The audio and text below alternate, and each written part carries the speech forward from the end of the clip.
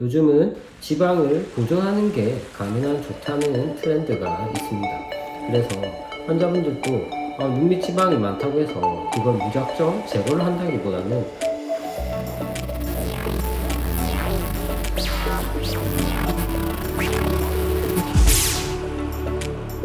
안녕하세요. 시간성형외과 원장 남경입니다. 오늘은 많은 분들이 이제 눈 밑 지방 재배치라고 부르는 수술에 대해서 설명하도록 하겠습니다. 사실 눈 밑 지방 재배치라는 수술은 성형외과 교과서에는 눈 밑 지방 재배치, 심지어 한글 성형외과 교과서에도 눈 밑 지방 재배치라는 수술은 없어요. 눈 밑 지방 재배치라는 수술은 사실 엄밀하게는 하안검 성형수술입니다. 많은 분들이 꼭 피부를 절개해야 나중에 50대, 60대가 돼서 꼭 피부를 절개하는 수술만이 하안검 성형수술이라고 이해하는 경우가 많은데, 정확하게 성형외과 교과서적으로 분류를 보면 하안검 성형수술에는 피부, 이제 눈썹 밑 절제라고 하는데, 눈썹 밑 절제를 통해서 피부 절제를 통해서 하안검 수술을 하는 방법과 그 다음에 결막을 통해서 하안검 수술을 하는 방법이 있습니다. 근데 일반인 분들은 결막을 통해서 수술하면 눈밑 지방 재배치라고 부르고, 그 다음에 피부를 절개하면 하안검 성형수술이라고 부르죠. 그러면 사실 정확하게는 이 두 수술 중에 어떤 걸 해야 될 거냐, 그걸 먼저 정하는 게 좋겠죠. 그래서 이제 젊은 분들 20대 30대 그 다음에 40대 초반, 피부에 잔주름이 거의 없으면서 피부에 처짐이 없고 늘어짐이 없고 피부 제거를 많이 하지 않더라도 크게 주름이 안 생길 것 같은 분은 결막을 통해서 하안검 수술을 하시면 되겠습니다. 여기서 하안검 수술이라고 말하는 건 눈밑 지방 재배치랑 통하겠죠. 사실 저희가 알아두셔야 될 게, 피부를 절개를 하든 결막을 절개를 하든 다 눈밑 지방 재배치는 시행을 합니다. 눈밑 지방 재배치를 시행을 하고, 또 눈밑 지방을 제거를 할 수도 있고, 그 다음에 필요한 경우에는 지방을 밀어 넣기도 합니다. 그러면 많은 분들이 20대, 요즘은 20대 초반에도 눈밑 지방 재배치 상담을 많이 오시는데요. 눈밑 지방 재배치를 그럼 언제쯤 하는 것이 좋을 것이냐? 우선 20대, 30대, 40대여도 눈밑 지방 재배치를 하시는 건 반대하지 않습니다.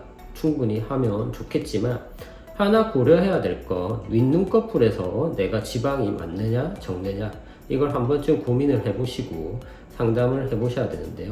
왜냐면 저희가 여기에 해골에 구멍이 있는데, 거긴 안와라는 공간입니다. 안구가 놓여있는 공간이라는 뜻인데, 거기에 이제 이게 눈이라고 하면 안구가 있고 주변에 지방이 둘러싸고 있겠죠. 그러면 이 지방이 나이가 들면서 점점 밑으로 내려오니까, 저희가 여기가 뭐 20대 초반부터 볼록하신 분도 있지만 보통은 나이가 들면서 20대는 괜찮을 것 같은데 30대가 되고 아니면 40대가 되면서 점점 볼록해지신단 말이죠. 그러면 위에는 점점 꺼지게 되겠죠. 왜냐면 지방이 밑으로 내려왔으니까. 이런 경우에 저희가 지방 재배치를 하든지 아니면 제거를 할 때 주의해야 할 점이, 여기 있는 지방을 너무 많이 빼서 이쪽 지방 재배치는 결국 여기 볼록한 눈밑 지방을 이제 앞광대 쪽으로 이동을 시켜서 꺼진 앞광대는 채우고 볼록한 눈밑은 넣어줌으로써 눈밑 고랑이 좀 더 경계부가 좀 덜 띄게 하고 여기에 볼륨을 채워주면서 여기 볼록한 거 넣어주는 수술 방법이죠.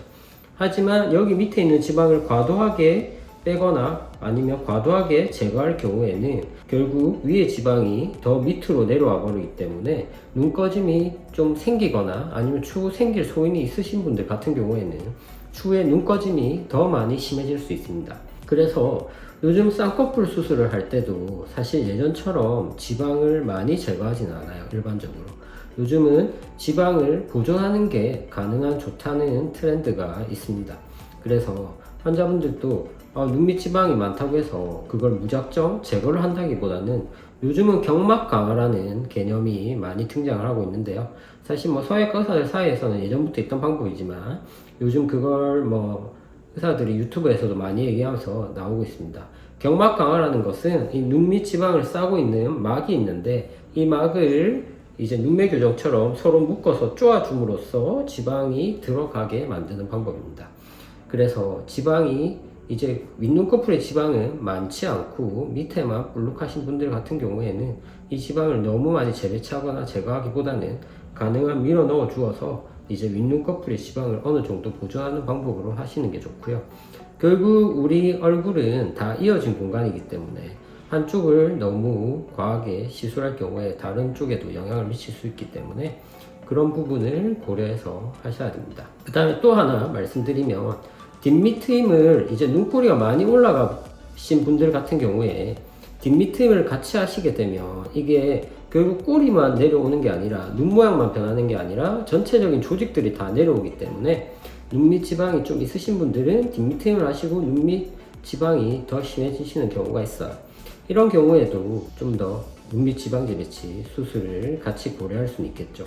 하지만 이 수술을 고려할 때 제가 말씀드리고 싶은 것은 너무 지방을 과하게 조작해도 될지 안 될지 의사분 선생님과 충분히 이런 내용에 대해서 알고 상담을 하시면 좀 더 도움이 되시지 않을까 싶어서 오늘 설명드렸습니다. 그 다음에 많은 분들이 또 물어보시는 게 그러면 다크서클도 좋아하시나요? 이런 얘기를 많이 하시는데 눈밑 지방 재배치 같은 경우에는 이제 수술적으로 지방을 단순히 옮겨주는 수술이지 피부의 색깔 톤을 변화시킬 수 있는 수술은 아닙니다.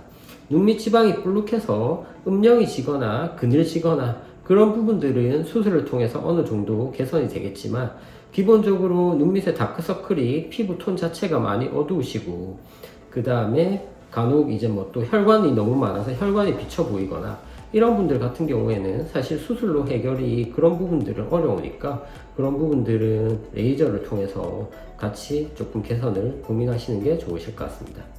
오늘 영상이 도움 되셨으면 좋겠습니다. 감사합니다.